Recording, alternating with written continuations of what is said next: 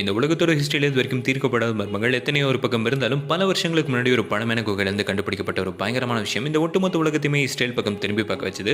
அப்படி அவங்க என்ன கண்டுபிடிச்சாங்க, அந்த குகையில் என்ன இருந்துச்சு அப்படின்னு தெரிஞ்சுக்க டைமில் நம்ம கொஞ்சம் பின்னோக்கி ட்ராவல் பண்ண வேண்டியதாக இருக்கும். ஸோ பேசிக்கலி 1952 காலகட்டம் இஸ்ரேலில் இருக்கிற ஒரு பழமையான இடம் தான் குவாம்ரின் கேவ். அன்றைக்கி ஆராய்ச்சி பண்ணிட்டு இருந்தப்போ ஒரு பழமையான காப்பர் ஸ்க்ரோலை தோண்டி எடுக்கிறாங்க. அண்ட் அதில் தான் இந்த உலகத்தோட ஒரு மிகப்பெரிய ரகசியம் இருக்குது அப்படிங்கிறதையும் கண்டுபிடிக்கிறாங்க. அப்படி அங்கே என்ன எழுதப்பட்டிருக்குன்னு பார்த்தீங்கன்னா, நம்ம கனவுல கூட நினச்சி பார்க்க முடியாத அளவுக்கு ஒரு மிகப்பெரிய புதையல் இந்த பூமியோட ஏதோ ஒரு பகுதியில் மறைச்சு வைக்கப்பட்டிருக்கு அப்படின்னு சொல்லிட்டு அங்கே எழுதப்பட்டிருக்கு. பட் லொகேஷன் மட்டும் எந்த இடம் அப்படின்னு சொல்லிட்டு அங்கே எழுத கிடையாது. இதை ஃபர்ஸ்ட் டைம் கேட்குறப்ப இதெல்லாம் நம்புற மாதிரியா இருக்குது அப்படின்னு சொல்லிட்டு தான் நம்ம எல்லாருக்குமே தோணும். ஆனால் அந்த ஸ்க்ரோலை கார்பரேட்டிங் பண்ணி பார்த்தப்ப இது 2000 வருஷம் பழமையானது அப்படிங்கிறத கன்ஃபார்ம் பண்ணியிருக்காங்க.